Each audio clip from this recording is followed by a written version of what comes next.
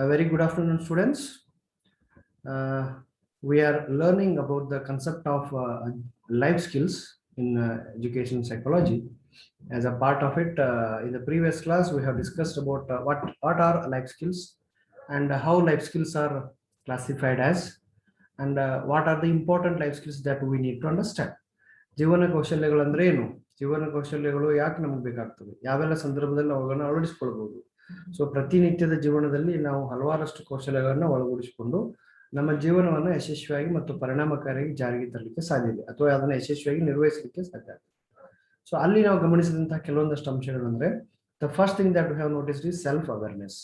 So ನಮ್ಮನ್ನು ನಾವು ಸ್ವ ತಿಳುವಳಿಕೆ ಅನ್ನೋದು ಬಹಳ ಇಂಪಾರ್ಟೆಂಟ್ ಆಗಿದೆ. Then we have discussed about empathy, ಅನುಭೂತಿ, ಇನ್ನೊಬ್ಬರ ಸಮಸ್ಯೆನ ನಮ್ಮ ಸಮಸ್ಯೆ ಅಂತ ಹೇಳಿ ಸ್ಪಂದಿಸುವಂತ ಒಂದು ಗುಣ. That is what empathy is. Next we have discussed about critical thinking, ವಿಮರ್ಶಾತ್ಮಕ ಆಲೋಚನೆ ಅಥವಾ ಚಿಂತನೆಯನ್ನು. Next fourth point we have discussed is creative thinking, ಸೃಜನಶೀಲವಾದಂತಹ ಹೊಸದಾದಂತಹ ನವೀನವಾದಂತಹ ಆಲೋಚನಾ ಕ್ರಮ. So those four are play an important role in every one of life. And what are the remaining six skills which we need to understand, that you can see now. So the fifth important life skill which is identified, which is highlighted by WHO, is decision making, ನಿರ್ಣಯ ತೆಗೆದುಕೊಳ್ಳುವುದು.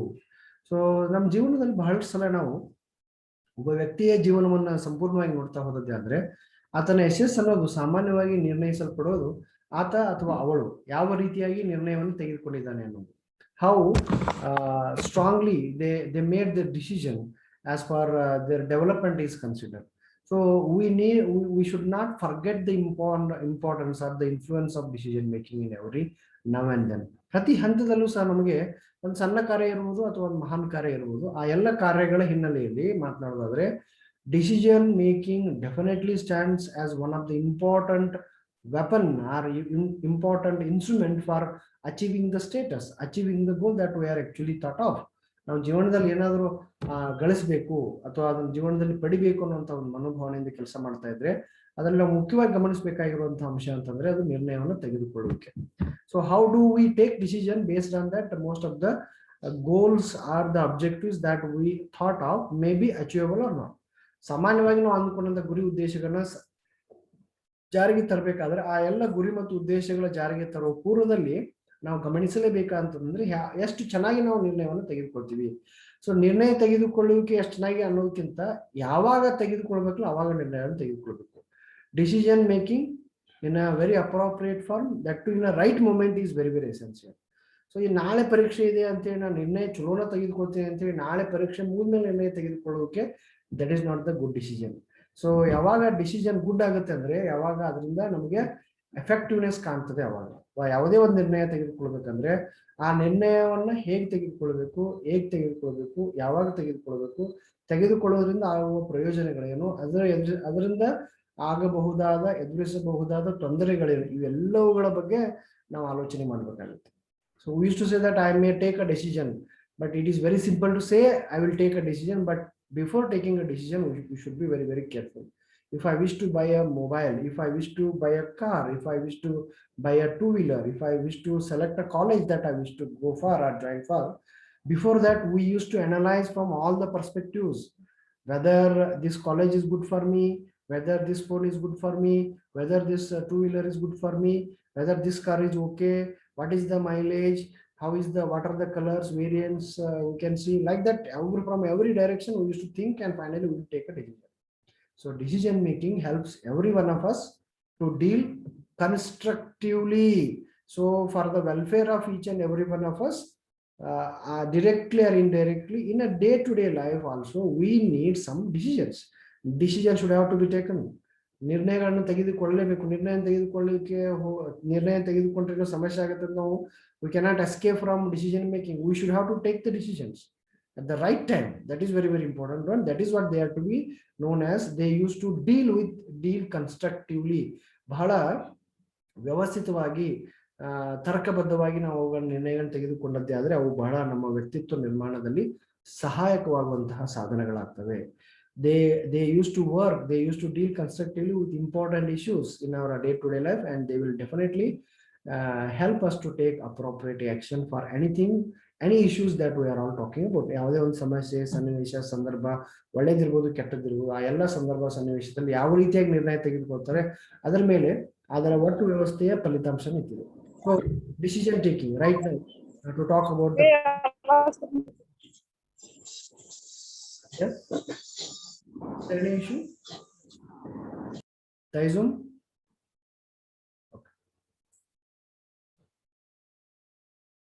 So now government, both the central government as well as state government took the decision, especially to talk about the present condition in Karnataka.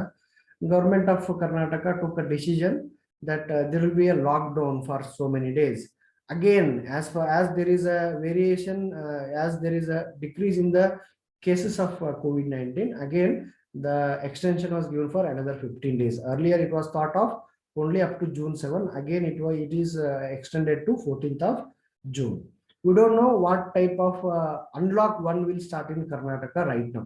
So that will be a decision related to the public affairs considered. Like that, in our own life, how I need to take a decision. If I move everywhere without mask, without maintaining a social distance, I may be get affected by the disease. So what I need to take is I should prevent myself. I should have to protect myself. I should avoid wandering unnecessarily. ಅನವಶ್ಯಕವಾಗಿ ತಿರುಗಾಡೋದನ್ನು ಬಿಡೋದು, mask ಅನ್ನ ಬಳಕೆ ಮಾಡೋದು, sanitisation ಮಾಡ್ತಾ ಇರೋದು, ಕೈ ತೊಳಿತಾ ಇರೋದು, ಸಾಮಾಜಿಕ ಅಂತರವನ್ನು ಕಾಪಾಡ್ಕೊಳ್ತಾ ಇರೋದು. Like that we can do as to prevent, as to avoid the forthcoming disease which may affect directly or indirectly to us. ನಮಗೆ ನೇರವಾಗಿ ಅಥವಾ ಪರೋಕ್ಷವಾಗಿ ಆ ರೀತಿ ನಮ್ಗೆ ತೊಂದರೆಗಳಿದ್ದಾಗ ಆ ರೀತಿಯ ನಿರ್ಣಯವನ್ನು ತೆಗೆದುಕೊಂಡು ನಾವು ಕಾರ್ಯವನ್ನು ನಿರ್ವಹಿಸಬೇಕಾಗುತ್ತೆ. ಹಾಗಾಗಿ ಜೀವನದ ಪ್ರತಿ ಹಂತದಲ್ಲಿ ಯಾವುದೇ ಒಂದು ವಸ್ತುವನ್ನು ತೆಗೆದುಕೊಳ್ಳೋದಾಗಿರ್ಬೋದು, ಜೀವನದ ಪ್ರಮುಖ ನಿರ್ಣಯ ಆಗಿರ್ಬೋದು, ಶಾಲೆಗಳನ್ನ ಆಯ್ಕೆ ಮಾಡಿಕೊಳ್ಳೋದಾಗಿರ್ಬೋದು, ಬಟ್ಟೆಯನ್ನ ತೆಗೆದುಕೊಳ್ಳೋದಾಗಿರ್ಬೋದು, ಪೆನ್ ಅನ್ನ ತೆಗೆದುಕೊಳ್ಬೇಕಂದ್ರೂ will take a decision. So ನನ್ನ ಕಡೆ 50 ರೂಪಾಯಿ ಇದೆ ಅಂತಂದ್ರೆ ನಾನು ಐ ನೀಡ್ ಅ ಪೆನ್ ಅಂದಾಗ 50 ರೂಪಾಯಿ ಎಬಿಲಿಟಿ ಆಧಾರ ಮೇಲೆಗೆ 50 ರೂಪಾಯಿ ಪೆನ್ ಅನ್ನ ತೆಗೆದುಕೊಳ್ಬೇಕು. 50 ರೂಪಾಯಿ ಪೆನ್ ತೋರಿಸಿದಾಗ ಅದ್ರಲ್ಲಿ ಬೇರೆ ಬೇರೆ ತೋರಿಸ್ತಾರೆ. ಎಕ್ಸಾಕ್ಟ್ 50 ರೂಪಾಯಿ ತೋರಿಸ್ತಾರೆ, 40 ರೂಪಾಯಿ ತೋರಿಸ್ತಾರೆ, 30 ರೂಪಾಯಿ ತೋರಿಸ್ತಾರೆ, 60 ರೂಪಾಯಿ ತೋರಿಸ್ತಾರೆ, 100 ರೂಪಾಯಿ ತೋರಿಸ್ತಾರೆ. ಅವಾಗ what you think is you will leave of 60 or 100 rupees because you don't have that much of money. But 30 rupees pen is good. ಅದನ್ನು ನೋಡ್ತೀರಿ, ಅದು ಚೆನ್ನಾಗಿ ಅನಿಸ್ತದೆ. But actually you thought of buying of 50 rupees. But as your comfortable zone is satisfied with 30 rupees pen, you will go for it. But ಅದಕ್ಕಿಂತ ಅದು ಚೆನ್ನಾಗಿ ಮುಟ್ತಿದ್ರು, ಯಾವ colour ಇದೆ, how it looks like, everything you will think over it and finally you will take a decision that this pen I am going to buy. So like that, for every small decisions, we need analysis of the situation of the condition. ಆ ಒಂದು ಸನ್ನಿವೇಶವನ್ನ, ವಸ್ತುಸ್ಥಿತಿಯನ್ನ, ಆ ಒಂದು ಸಂದರ್ಭವನ್ನ ವ್ಯವಸ್ಥಿತವಾಗಿ ವಿಶ್ಲೇಷಣೆ ಮಾಡಿ ಅದರ ಆಧಾರದ ಮೇಲೆ ನಾವು ನಿರ್ಣಯವನ್ನು ತೆಗೆದುಕೊಳ್ಳುವಂತ ಕ್ರಮಗಳನ್ನ ಮಾಡಬೇಕು.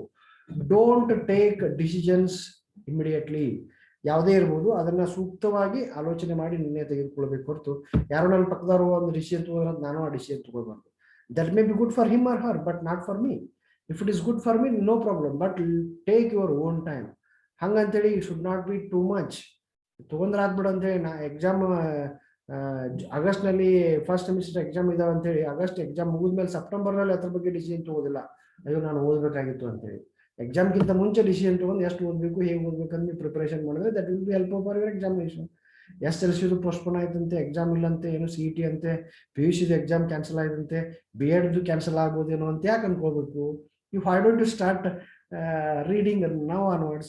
Whether if exams are cancelled, don't worry. ಯಾಕೆ ಓದಿ ಮನಸ್ಸಿಗೆ ಅಥವಾ ಬುದ್ಧಿಶಕ್ತಿಗೆ ತ್ರಾಸ ಕೊಡ್ಬೇಕಂತ ಬಹಳ ಜನ ಇನ್ನೂ ಓದಕ್ಕೆ ಸ್ಟಾರ್ಟ್ ಮಾಡಿಲ್ಲ. Okay, that is your decision, but don't take such a negative decision.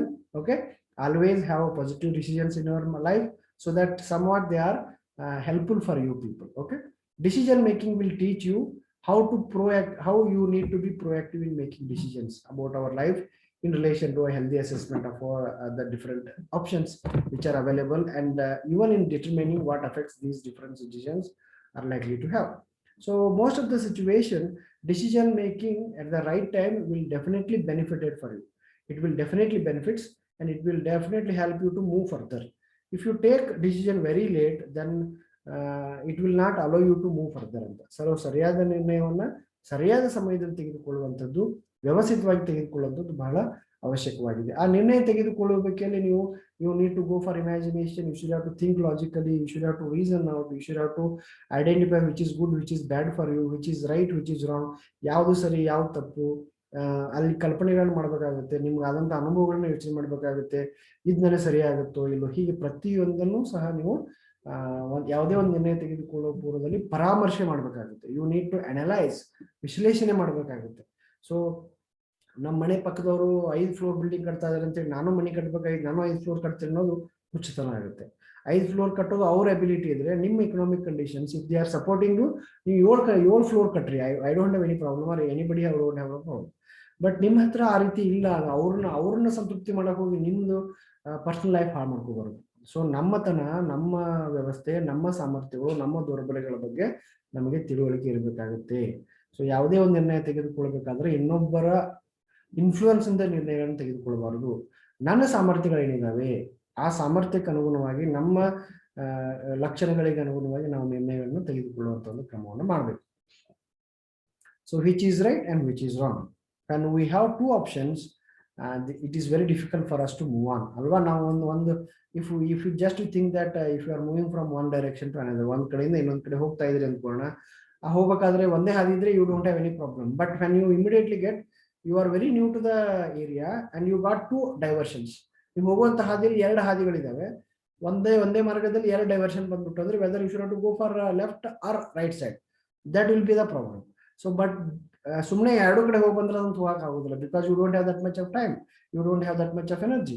ಯಾರಿಗೂ ಹೋಗಿ ಭೇಟಿ ಆಗ್ಬೇಕಾಗಿದೆ. ಹಂಗಾದಾಗ ನೀವು ಏನ್ ಮಾಡ್ತೀರಿ, you will ask somebody, you will get information.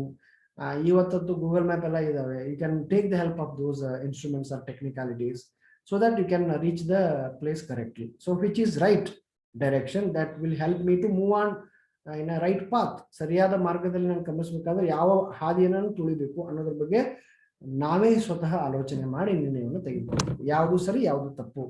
Okay, gutka ತಿನ್ಬೇಕು, ತಿನ್ಬಾರ್ದು, ದಟ್ ಈಸ್ ಯುವರ್ ಚಾಯ್ಸ್. ತಿಂದ್ರೆ ಏನಾಗುತ್ತೆ, ತಿಂದಿದ್ರೆ ಏನಾಗುತ್ತೆ ಅಲ್ವಾ? ಸುಳ್ಳು ಹೇಳಬೇಕು, ಹೇಳಬಾರ್ದು, ಸತ್ಯ ಹೇಳಬೇಕು, ಹೇಳಬಾರ್ದು, ಪ್ರಾಮಾಣಿಕವಾಗಿ ಇರಬೇಕು, ಇರಬಾರ್ದು, ಎವ್ರಿಥಿಂಗ್ ಮ್ಯಾಟರ್ಸ್. ಸೊ ಎಲ್ಲವನ್ನ ನಾವು ಹೆಂಗೆ ಯೋಚನೆ ಮಾಡ್ತೀವಿ, ಹೆಂಗೆ ಅವುಗಳನ್ನ ಸ್ವೀಕಾರ ಮಾಡ್ತೀವಿ, ಯಾವುದು ಸರಿ ಯಾವುದು ತಪ್ಪು ಅಂತ ನಮಗೆ ಸರಿ ಅನಿಸುತ್ತೆ, ಅದ್ರ ಮೇಲೆ ನಾವು ನಿರ್ಣಯಗಳನ್ನು ತೆಗೆದುಕೊಂಡು ಹೋಗ್ತಾ ಇದೀವಿ.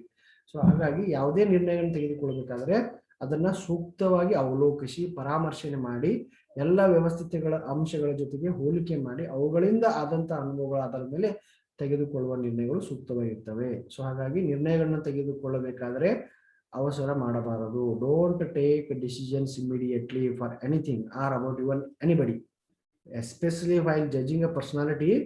ಯಾರೋ ಒಬ್ರು ಹೇಳ್ರಂತ ಇನ್ನೊಬ್ಬರ ಬಗ್ಗೆ ಮತ್ತೊಂದು ಕಮೆಂಟ್ ಮಾಡ್ಬಿಡ್ತೀವಿ, ಹಾಗಾಗಬಾರದು. ಪ್ರತಿಯೊಂದನ್ನು ಸಹ ಸೂಕ್ತವಾಗಿ ಅವಲೋಕಿಸಬೇಕು, ವಿಮರ್ಶಿಸಬೇಕು, ವಿಶ್ಲೇಷಿಸಬೇಕು, ಚರ್ಚಿಸಬೇಕು, ಸಂಶಯಗಳಿದ್ರೆ ನಿವಾರಿಸಿಕೊಳ್ಬೇಕು, ಆಮೇಲೆ ಒಂದು ನಿರ್ಣಯಗಳನ್ನು ತೆಗೆದುಕೊಳ್ಬೇಕು. ಹೌದಾ? ಸೊ ಆ ಒಂದು ಅಂಶವನ್ನು ನಮ್ಮ ಜೀವನದಲ್ಲಿ ಅಳವಡಿಸಿಕೊಳ್ಳುವಂತ ಒಂದು ವ್ಯವಸ್ಥೆಗೆ ನಾವು ಮಾಡೋಣ. So decision making at the right time is very, very essential. Next is to get the solution for the problem that we are meeting. So problem solving is an important element again, which comes under life skills. Point number 6. Skill number 6 is problem solving. ಸಮಸ್ಯೆಯನ್ನು ಪರಿಹರಿಸುವುದು. So ಬಹಳ ಸರಳವಾದದ್ದು, ಯಾವಾಗ ನಮ್ಗೆ ಸಮಸ್ಯೆ ಇರ್ತದೆ ಅವಾಗ ಅದನ್ನು ಪರಿಹರಿಸುವಂತ ಪ್ರಯತ್ನ ಮಾಡೋದಷ್ಟೇ.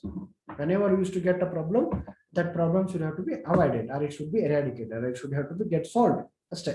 It helps us to deal constructively with the problems in our lives. When see, no man in the world is not away from any problem. ಜಗತ್ತಿನ ಯಾವುದೇ ವ್ಯಕ್ತಿಯನ್ನು ನೋಡಿದ್ರು ಸಹ, either he may be the president of India or president of America, prime minister of India or prime minister of Britain, ಎಲ್ಲರಿಗೂ ಸಹ ತಮ್ಮದೇ ಆದಂತ ಕೆಲವೊಂದು ಸಮಸ್ಯೆಗಳಿದಾವೆ, ಆಡಳಿತಾತ್ಮಕ ಸಮಸ್ಯೆಗಳಿದಾವೆ, ಪೊಲಿಟಿಕಲ್ ಇಶ್ಯೂಸ್ ಇದಾವೆ, ಇಕನಾಮಿಕ್ ಇಶ್ಯೂಸ್ ಇದಾವೆ. ಹೀಗೆ ಪ್ರತಿಯೊಬ್ಬರಿಗೂ ಸಹ ಇನ್ನೊಬ್ರು ನೋಡಿದ ಬಹಳ ಖುಷಿಯಿಂದ ಇದ್ದಾರೆ.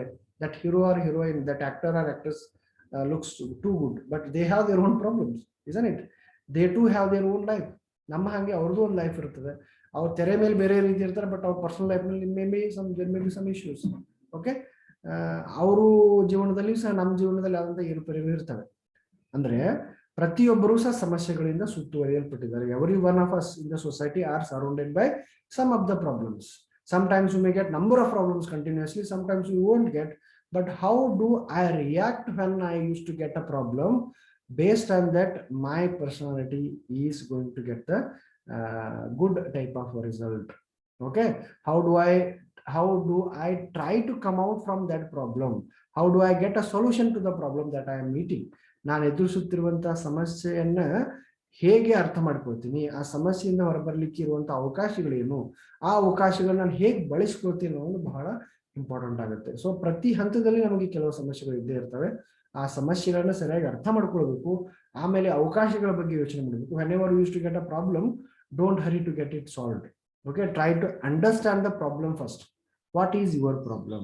What is my problem? In writing, in reading, in speaking, in listening, in preparing something, in writing an assignment. First, let me know what is my problem. Then you think of the ways or opportunities that you have. What are your strengths? What are your weaknesses? So how my strengths are used for identification of the solution for the problem. ಇರುವಂತಹ ಸಮಸ್ಯೆಗೆ ಪರಿಹಾರ ಕಂಡುಕೊಳ್ಬೇಕಂದ್ರೆ ನನ್ನಲ್ಲಿರುವಂತಹ ಸಾಮರ್ಥ್ಯಗಳು ಏನು ಅನ್ನೋದನ್ನ ನಾನು ಪಟ್ಟಿ ಮಾಡ್ಕೊಳ್ಬೇಕು ಮತ್ತು ನನಗೆ ಅದು ಅರಿವಿರಬೇಕು. ಯಾರೋ ಒಬ್ರು 10 ಸೆಕೆಂಡ್ ಓಡ್ತಾರಂದ್ರೆ ನಾನು 10 ಸೆಕೆಂಡ್ ಓಡ್ತೀನಿ ಅನ್ನೋದು ತಪ್ಪಲ್ಲ. ಆದ್ರೆ 10 ಸೆಕೆಂಡ್ ಓಡ್ಬೇಕಂದ್ರೆ ಆತನು ಮಾಡಿದಂತಹ ಪ್ರಯತ್ನಗಳ ಬಗ್ಗೆ ನಾವು ಆಲೋಚನೆ ಮಾಡಬೇಕು. ನನಗೆ ಅಷ್ಟು ಓಡ್ಲಿಕ್ಕೆ ಆಗ್ತದೆ ಇಲ್ಲ, ಹಂಗಾರೆ 15 ಸೆಕೆಂಡ್ ಓಡ್ಬೋದೇನು 100 ಮೀಟರ್ ಅನ್ನೋದನ್ನ ಯೋಚನೆ ಮಾಡ್ಕೊಂಡು ಅದ್ರ ಮೇಲೆ ನಾನು ಅವಕಾಶಗಳನ್ನ ಸೃಷ್ಟಿ ಮಾಡ್ಕೋಬೇಕು. So problem solving is purely an independent or individual element. So ಇನ್ನೊಬ್ರು ಮಾಡಿದಂಗೆ ನಾನು ಮಾಡ್ತೀನಿ ಅನ್ನೋದು ತಪ್ಪಾಗುತ್ತೆ. whenever you are getting a solution to the problem that you are meeting, that is purely an individual element. Usually problem solving will help us, every one of us, to deal constructively with the problems in our life. ಸಾಮಾನ್ಯವಾಗಿ ನಮಗಿರುವಂತಹ ಸಮಸ್ಯೆಗಳನ್ನ, ನಮ್ಮ ಜೀವನದಲ್ಲಿರುವಂತಹ ಸಮಸ್ಯೆಗಳನ್ನ ಬಹಳ ಸೃಜನಾತ್ಮಕವಾಗಿ ಮತ್ತು ಬಹಳ ವ್ಯವಸ್ಥಿತವಾಗಿ ಜಾರಿಗೆ ತರಲಿಕ್ಕೆ ಅಥವಾ ಅವರು ವ್ಯವಸ್ಥಿತವಾಗಿ ನೋಡಿಕೊಳ್ಳಿಕ್ಕೆ ನಮಗೆ ಸಹಾಯಕವಾಗುವಂತಹ ಒಂದು ಮಾಧ್ಯಮ ಏನಾದರೂ ಇದ್ರೆ ಅದು ಸಮಸ್ಯೆನ ಪರಿಹರಿಸುವುದು. ಸಮಸ್ಯೆ ಬಂದಾಗ ಬಹಳ ಜನ ಕುಗ್ಗಿ ಬಿಡ್ತೀವಿ. ಅದರಿಂದ ಹೊರಗಡೆ ಬರುವಂತ ಪ್ರಯತ್ನ ಮಾಡೋದೇ ಅದ್ರ ಬಗ್ಗೆನೇ ನಕಾರಾತ್ಮಕತೆಯನ್ನ ಹೊಂದಿ ಕೆಲಸ ಮಾಡ್ತಾ ಹೋಗೋದಾದ್ರೆ will not get the solution. Problem ಬಂದಾಗ ಗುಡಿಗೆ ಹೋಗಿ ಅಭಿಷೇಕ ಮಾಡೋದ್ರಿಂದ ಸೊಲ್ಯೂಷನ್ ಆಗೋದಿಲ್ಲ, ಅಥವಾ ಯಾವುದೋ ಒಂದು ಪ್ರೇಯರ್ ಮಾಡೋದ್ರಿಂದ ಸೊಲ್ಯೂಷನ್ ಆಗೋದಿಲ್ಲ, ಸಾಲ್ವ್ ಆಗೋದಿಲ್ಲ. ಆ ಪ್ರಾಬ್ಲಮ್ ಅನ್ನ ಸಾಲ್ವ್ ಮಾಡ್ಬೇಕಾಗಿರೋದು ನಮಗ್ ಪ್ರಾಬ್ಲಮ್ ಆಗಿರೋದ್ರಿಂದ ಅದನ್ನ ನಾವೇ ಸಾಲ್ವ್ ಮಾಡ್ಬೇಕು. ಅಥವಾ ಒಂದು ಪರೀಕ್ಷೆಯನ್ನು ಬರಿಬೇಕಂತಂದ್ರೆ ನಾನು ಅದನ್ನ ಓದಿ ಚೆನ್ನಾಗಿ ಪ್ರಿಪೇರ್ ಆದ್ರೆ I can get the good marks in the examination. ಇನ್ನೊಬ್ರು ಯಾರೋ ನನ್ನ ಮುಂದೆ ಅವ್ರು ಬರ್ಬೋದೇನೋ, ಹಿಂದೆ ಅವ್ರು ಬರ್ಬೋದೇನೋ, ನಾನು ಹೇಳಿದಂತ ಸ್ಕ್ವಾಡ ಬರ್ಬೋದು, ನಾನು ಹೇಳಿದಂತ ಎಕ್ಸಾಮಿನರ್ ಬರ್ಬೋದು, ಅವ್ರು ನಂಗೆ ಹೆಲ್ಪ್ ಮಾಡ್ಬೋದೇನೋ ಅಂತ ಅದನ್ನ ಯೋಚನೆ ಮಾಡೋದು. Let me prepare from my side ಅನ್ನುವಂಥ ಒಂದು ಎಲಿಮೆಂಟ್ ಇರಬೇಕು. So significant problems that are left unresolved can cause mental stress. whenever we used to deal with the problem, we should have to get a solution immediately. We should not if we will not try to get solution to the problem that we are actually meeting, then they will cause a mental stress, mental burden, frustration will happen. Okay, conflicts will take place. There will be lot many tensions that I used to get. So whenever we used to get a problem, we used to try to solve those problems immediately so that we can lead the life systematically. ಸಮಸ್ಯೆಗಳನ್ನ ಪರಿಹಾರ ಮಾಡಿಕೊಳ್ಳೋದು ಬಹಳ important ಆಗಿರುತ್ತೆ.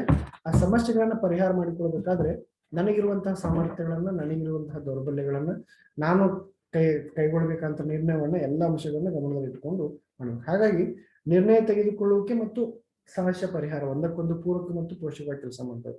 They are all inter dependent and inter related with each other, both decision making and problem solving. If you take a decision right time, definitely the problem will be resolved. If you took a decision very badly, even the problem will become more problematic. Okay, so from that point of view, whenever you are taking decision, whenever you try to get a solution for the problem that you are actually meeting, there what you need to do is you should have to take the right decision. Okay, so that you can avoid the forthcoming issues and the stress patterns that you are going to meet in the situation or in your life. Okay, so problem solving, try to analyze the problem first. What is the problem?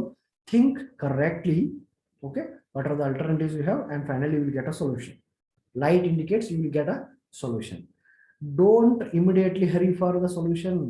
Try to analyze the problem. ಮೊದಲು ಸಮಸ್ಯೆಯನ್ನು ಸರಿಯಾಗಿ ಅರ್ಥ ಮಾಡ್ಕೊಳ್ಬೇಕು. ನಾವು ಸಮಸ್ಯೆ ಏನಿದೆ, ಯಾಕಿದೆ, ಯಾರಿಗಿದೆ, ಹೇಗಿದೆ, ಇದರ ಸಾಧ್ಯತೆಗಳೇನು, ಇವನ್ನೆಲ್ಲ ಪ್ರೊಸೆಸ್ ಮಾಡಿದಾಗ you will get an opportunity. You will think over the solutions. You will think over there are number of ways. Finally you will come to a solution. So problem solving definitely helpful for us to take firm decisions too. ಸರಿಯಾದ ನಿರ್ಣಯವನ್ನು ತೆಗೆದುಕೊಳ್ಳಕ್ಕೆ ಸಮಸ್ಯೆಯನ್ನು ಪರಿಹಾರ ಮಾಡುವ ಕ್ರಮ ಅತ್ಯಂತ ಅದ್ಭುತವಾಗಿ ಕೆಲಸ ಮಾಡ್ತವೆ. ಹಾಗಾಗಿ ನಾವು ಒಂದಕ್ಕೊಂದು ಪೂರಕವಾದಂತಹ ಕ್ರಮಗಳಂತ ಕರಿತೀವಿ.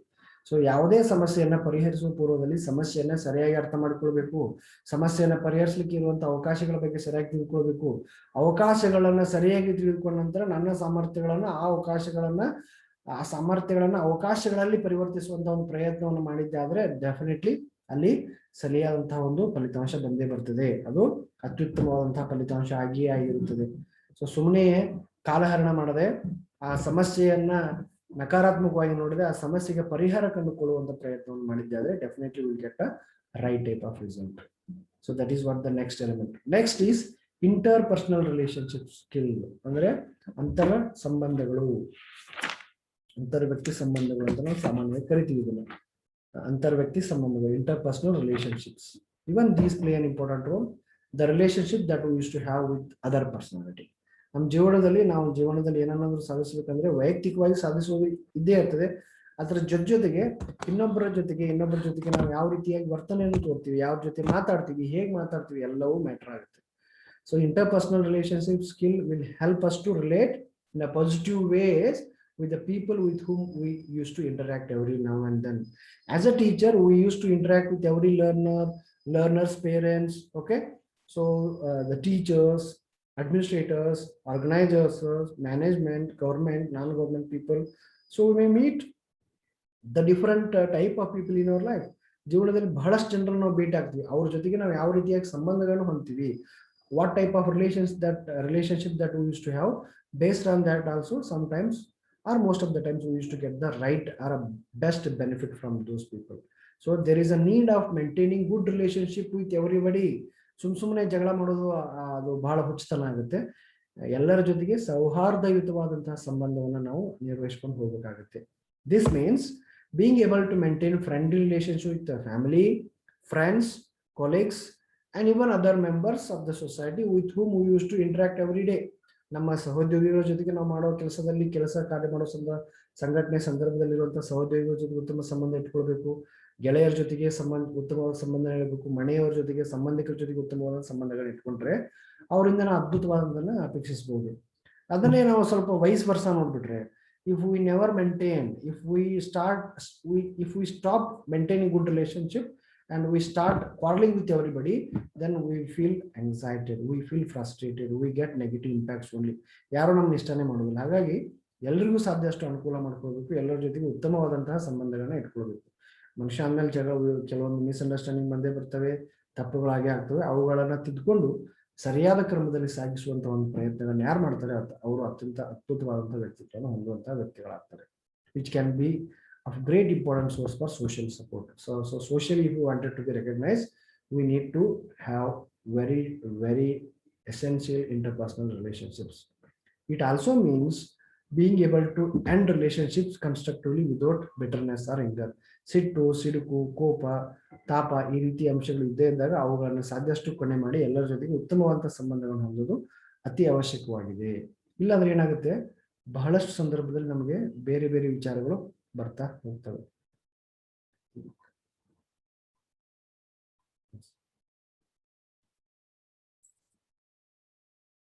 Sorry, there is an issue it seems in the slide.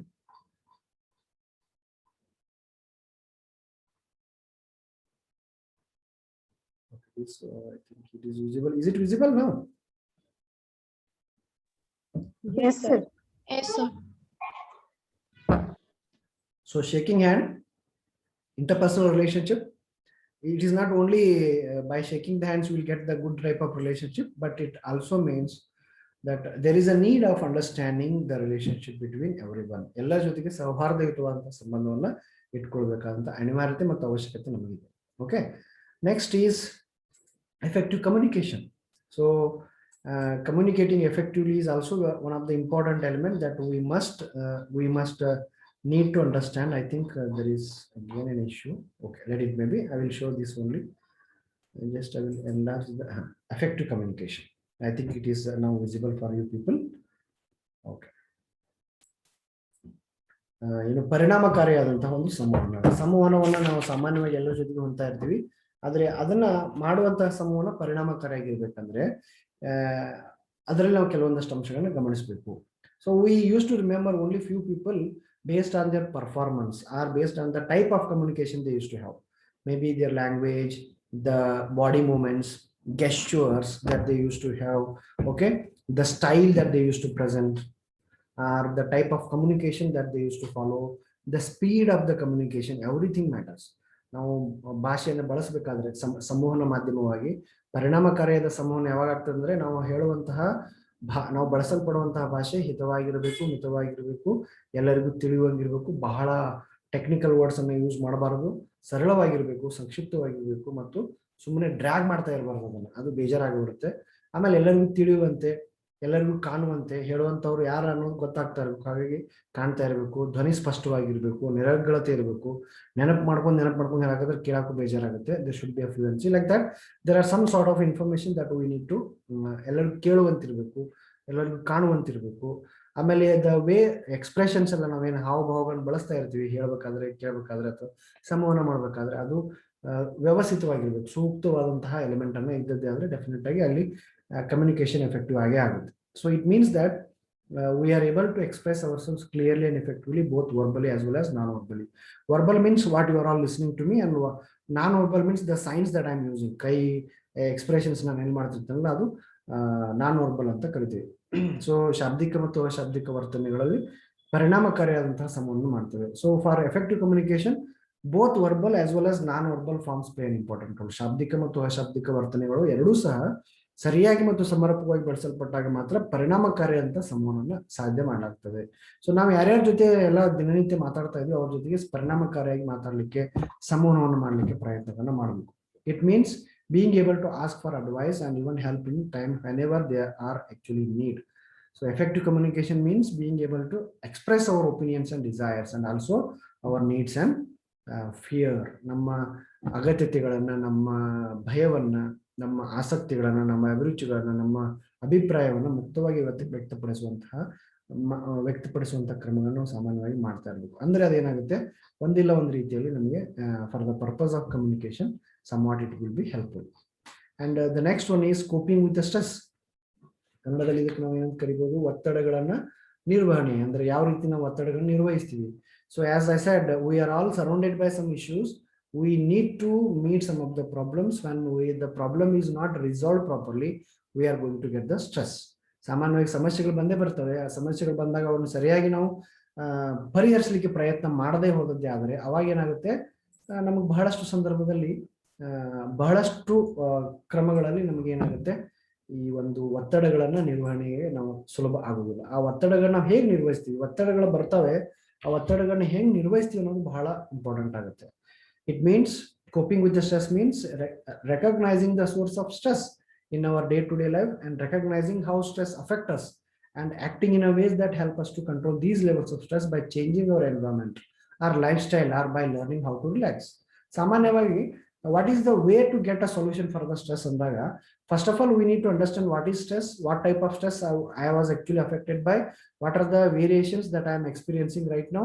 So ಪ್ರತಿಯೊಂದನ್ನು ಒತ್ತಡಗಳನ್ನ ನಿರ್ವಹಣೆ ಮಾಡ್ಬೇಕಂದ್ರೆ ಒತ್ತಡಗಳು ಯಾವ ಅದಾನೋ ನೋಡ್ಕೊಳ್ಬೇಕು, ಒತ್ತಡಗಳನ್ನ ಅರ್ಥ ಮಾಡ್ಕೊಳ್ಬೇಕು, ಯಾವ್ಯಾವ ಒತ್ತಡಗಳನ್ನ ತೊಂದರೆ ಆಗ್ತಾ ಇದೆ, ಆ ಒತ್ತಡಗಳನ್ನ ಹೊರಗಡೆ ಬರ್ಲಿಕ್ಕೆ ನಾನು ಏನೆಲ್ಲ ಮಾಡ್ಬೇಕು, ಹೀಗೆ ಪ್ರತಿಯೊಂದನ್ನು ಸಹ ನಾವು ನೋಡ್ತಾ ಬರ್ಬೇಕಾಗುತ್ತೆ. When I do start these elements, definitely I will come out from the stress that I am actually experiencing. ಆ ಒತ್ತಡಗಳನ್ನ ಸರಿಯಾಗಿ ಅರ್ಥ ಮಾಡ್ಕೊಂಡಾಗ ಮಾತ್ರ ಆ ಒತ್ತಡಗಳಿಂದ ನಮಗೆ ಹೊರಗಡೆ ಬರ್ಲಿಕ್ಕೆ ಸಾಧ್ಯ ಆಗ್ತದೆ. ಸೊ ಆಮೇಲೆ ಆ ಒತ್ತಡದಿಂದ ಹೊರಗಡೆ ಬರ್ಲಿಕ್ಕೆ ನಾವು ಸಾಮಾನ್ಯವಾಗಿ ಏನ್ ಮಾಡ್ತೀವಿ, ಪ್ರವಾಸಗಳಿಗೆ ಹೋಗ್ತೀವಿ, ಪ್ರದೇಶವನ್ನು ಬದಲು ಮಾಡ್ತೀವಿ, ಬಹಳ ಟೆನ್ಷನ್ ಆಗೈತಂದಾಗ ಎಲ್ಲೋ ಹೊರಗಡೆ ಹೋಗಿ ಬರ್ತೀವಿ, ಸುತ್ತಾಡಿ ಬರ್ತೀವಿ, ಹೀಗೆ ಅಥವಾ ಬೇರೆ ಬೇರೆ relaxing activities we will do so that we can come out from those elements ಅಂತ. ಸೊ ಬೇರೆ ಬೇರೆ ಕ್ರಮಗಳು ಇದ್ದೇ ಇರ್ತವೆ. ಆ ಎಲ್ಲ ಕ್ರಮಗಳನ್ನ ಪಾಲಿಸುವುದರ ಮೂಲಕ ಸಾಮಾನ್ಯವಾಗಿ we can come out with the solution that to as far our abilities are considered. So whenever we used to have some of the issues related to stress from any source, we need to understand what type of stress we are actually suffering from.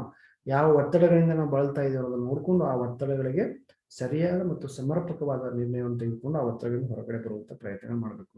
Some of us will go for meditation, some of us will used to go for yoga. ಇವತ್ತು pandemic ಒತ್ತಡದಿಂದ ಬರಲಿಕ್ಕೆ ಬಹಳ ಜನ ಬೇರೆ ಬೇರೆ ಏನೇನೋ ಮಾಡ್ತಾ ಇದ್ದಾರೆ ಅಲ್ವಾ. ಕೆಲವು ಜನ ಕೆಲವೊಂದು ಚಟುವಟಿಕೆಗಳನ್ನು ಮಾಡಿ ಆ ಒತ್ತಡಗಳಿಂದ ಹೊರಗಡೆ ಬರಲಿಕ್ಕೆ ಬಹಳಷ್ಟು ಕ್ರಮಗಳನ್ನ ಮಾಡ್ತಾ ಬರ್ತಾ ಇರೋದನ್ನ ನಾವು ನೋಡ್ತೀವಿ. So that is the way how we use to come out. And the last one is dealing with emotions. ಒತ್ತಡಗಳ ನಿರ್ವಹಣೆ ಆದ್ಮೇಲೆ ಭಾವನೆಗಳ ನಿರ್ವಹಣೆ ಸಹ ಬಹಳ ಪ್ರಮುಖವಾಗಿರ್ತದೆ. So how we use to manage our emotion, based on that we are going to get the solution for the type of the problem that we are going to meet. ಸಾಮಾನ್ಯವಾಗಿ ಸಂವೇಗಗಳು ಅಥವಾ ಭಾವನೆಗಳನ್ನ ನಿರ್ವಹಣೆ ಮಾಡೋದು ಒಂದು ಕಲೆ. ಎಲ್ಲರಿಗೂ ಸಾಮಾನ್ಯ ನೋಡಿ ಬಹಳ ಶೈ ನೇಚರ್ ಇರ್ತಾರೆ, ಒಬ್ರಿಗೆ ಸ್ವಲ್ಪ ಜೋರಾಗಿ ಮಾತಾಡ್ಬಿಟ್ರೆ ಅಳಿಕ್ ಪ್ರಾರಂಭ ಆಗ್ಬಿಡ್ತಾರೆ. ಸೊ ನಮ್ಮ ಭಾವನೆಗಳನ್ನ ನಿರ್ವಹಣೆ ಮಾಡುವಂತಹ ಚಾಕಚಕ್ಯತೆ ಮತ್ತು ಸಮರ್ಥತೆ ಅಥವಾ ಸಾಮರ್ಥ್ಯ ನಮ್ಮಲ್ಲಿ ಇರಬೇಕು. ಈ ವಯಸ್ಸಿನಲ್ಲಿ ಸಾಮಾನ್ಯವಾಗಿ 20+ ಒಂದಾಗ ಕೆಲವು ದಿನಗಳಲ್ಲಿ ನೀವು ಟೀಚರ್ಸ್ ಆಗ್ತಾ ಇರೋದ್ರಿಂದ you must know what are your emotions, how you need to control your emotions ಅಂತ. So you are not the college going students now, you are under training, so you should have to behave like what you are expected from the society as well as from the education institution as well as from the parents. ನಿಮ್ಮ ಪಾಲಕರ, ಶಿಕ್ಷಕರ ಮತ್ತು ಸಮಾಜದ ಅಪೇಕ್ಷೆಗಳಿದ್ದಾವೆ ಶಿಕ್ಷಕರಲ್ಲಿ. ಆ ರೀತಿಯ ಸಂವೇಗಗಳನ್ನ, ಆ ರೀತಿಯ ಭಾವನೆಗಳನ್ನ ನಿರ್ವಹಿಸುವಂತ ಒಂದು ಕ್ರಮವನ್ನು ನೀವು ಜಾರಿಗೆ ತರಬೇಕು. It means recognizing our emotions as well as those of others. Not only recognizing your emotions but even the other emotions also. ಅವಕಾಶ ಐತಿ 40 ಜನ ನನ್ನ ಮಾತು ಕೇಳ್ತಾರೆ ಕ್ಲಾಸ್ನಲ್ಲಿ, ನಾನು ಕ್ಲಾಸ್ ಟೀಚರ್ ಅಂತೇಳಿ ಸಿಕ್ಕಾಪಟ್ಟೆ ಬೇಕಾದಂಗೆ ಮಾತಾಡೋಂಗಿಲ್ಲ. ಮಕ್ಕಳ ಭಾವನೆಗಳಿಗೆ ಹರ್ಟ್ ಆಗೋಂಗೆ ಮಾತಾಡುವಂತ ಅಧಿಕಾರ ಯಾರಿಗೂ ಇಲ್ಲ.